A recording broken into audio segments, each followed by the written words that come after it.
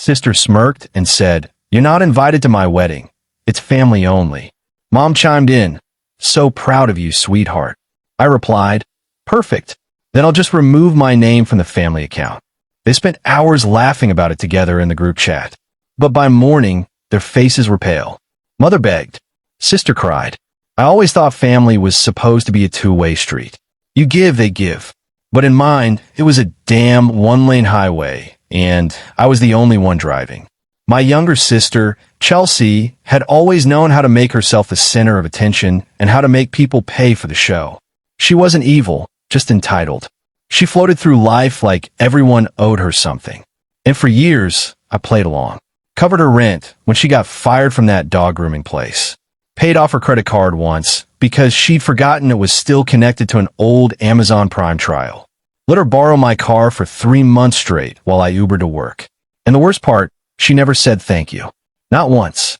She just acted like it was normal, like I was supposed to pick up the slack because I had no kids, no husband, and her favorite line, no real responsibilities. But nothing made it clearer where I stood than what happened last weekend. We were at our parents' house for what was supposed to be a final planning meeting for her wedding. Chelsea was on the couch in leggings and Brian's hoodie, scrolling through Pinterest like she was choosing a yacht. She started rattling off honeymoon options.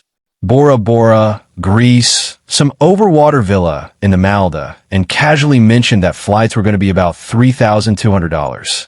Then she looked at me. She didn't even ask directly. She just said, "Well, you already paid for the venue. What's a little more?" I laughed, not because it was funny, but because I couldn't believe she thought I was still on the hook for the circus. I told her I wasn't paying for the honeymoon. That was her and Brian's job, not mine. She didn't say anything for a second. Then she put her phone down, stood up, and with the fakest smile I've ever seen, said, "You're not invited to my wedding. It's family only." And just like that, Mom clapped. Literally clapped. "Proud of you, honey." I looked at both of them. No one flinched. No one laughed. They meant it. So I smiled right back and said, "Perfect. Then I'll pull my name off the family account." Chelsea's mouth twitched. Mom looked confused like I was bluffing, but I wasn't. I went home and immediately logged into the joint wedding account, the one I'd been filling for the past year. I left just enough for the vendors I personally hired and pulled the rest. I also texted Brian and told him I wouldn't be covering the rest of their rent for October or November. It was time to grow up. That night, they joked about it in the group chat. Chelsea sent a meme of a girl crying into a pile of receipts. Mom responded with a laughing emoji. Brian chimed in for once, writing, "Good riddance." I didn't respond. I just left the chat. But by morning it hit them. I woke up to 14 missed calls from Mom, 2 from Chelsea, 3 from Brian. Then came the text. Mom begged me to reconsider, said I was overreacting.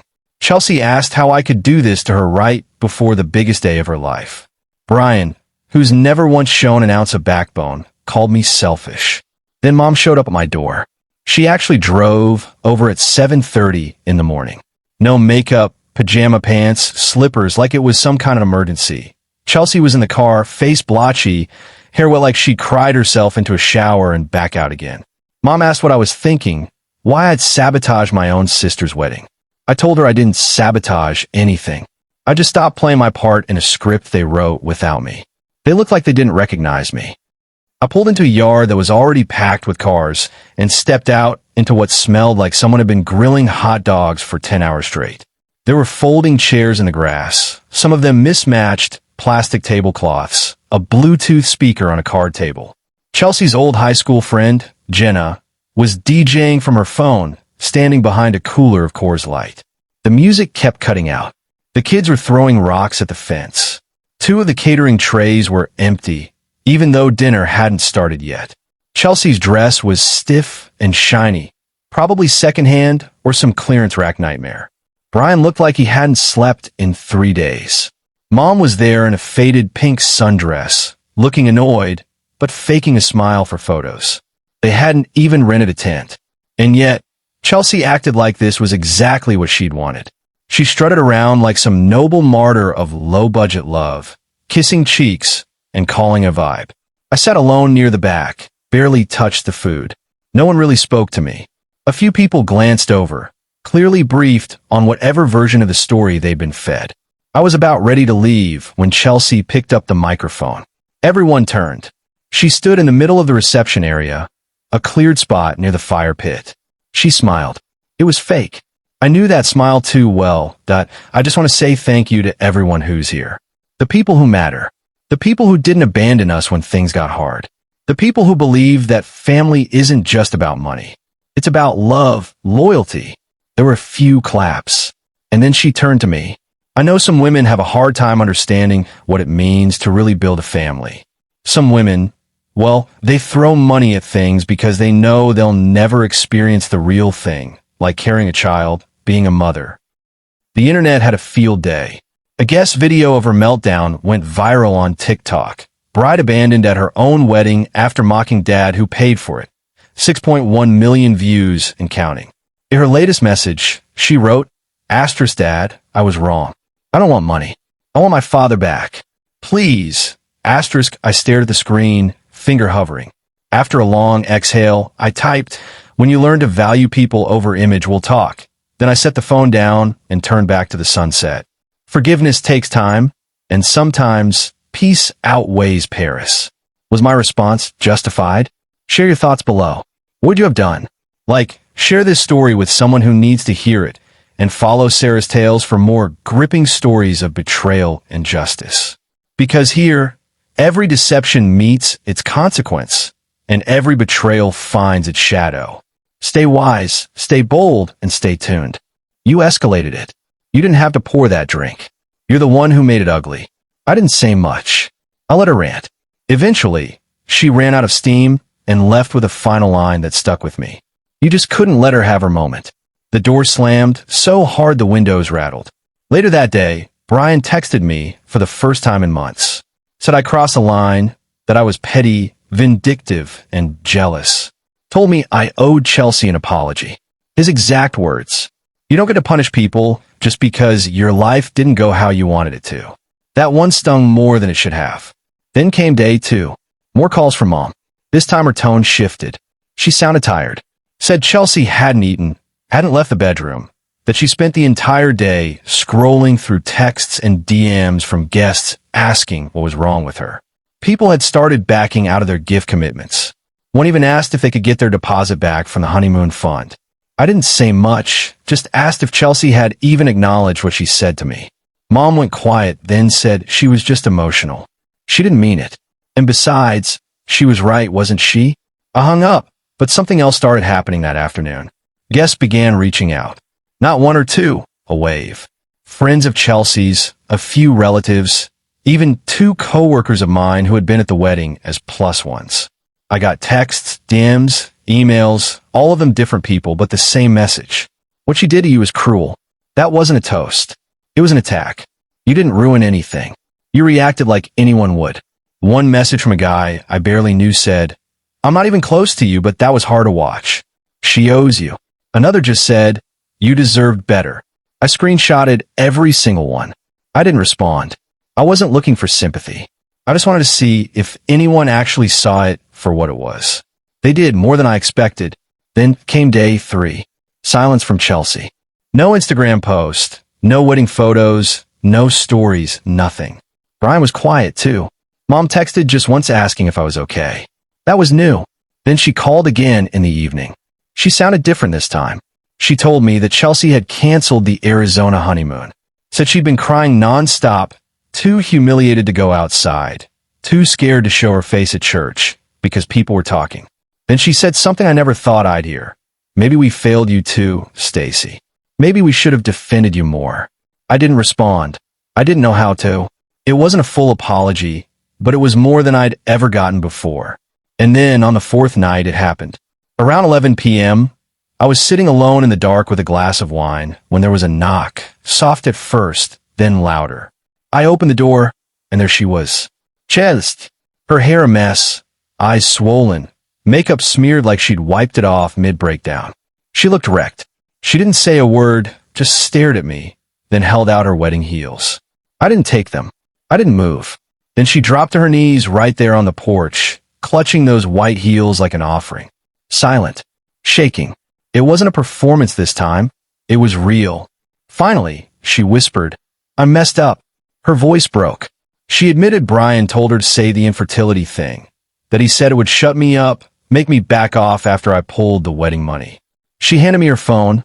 No password, just screenshots. His messages hit her where it hurts. Say something about her never having kids. Trust me, she'll shut down. My stomach turned. Chelsea said she wanted to delete them, but couldn't.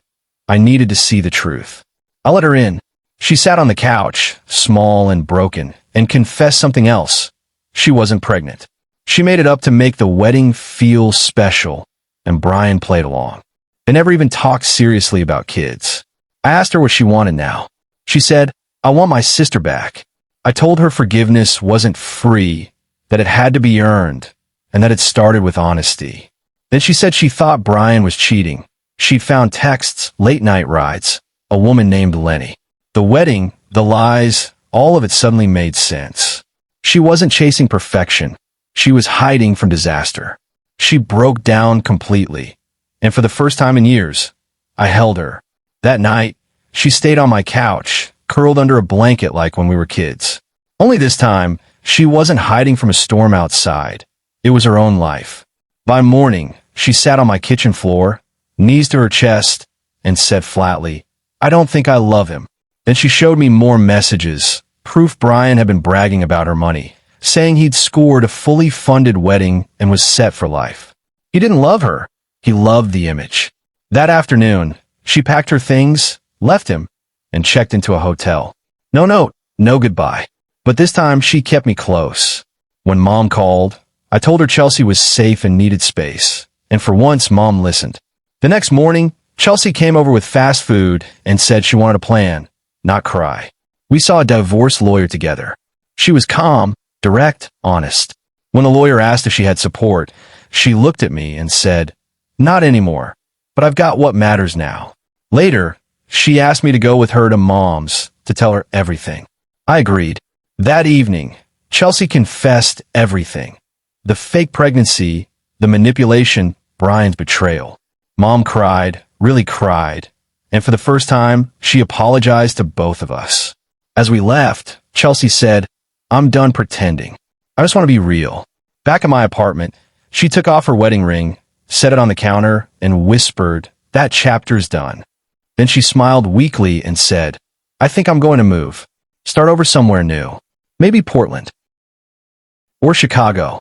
I needed something that was mine, something not borrowed from Mom, Brian, or Instagram.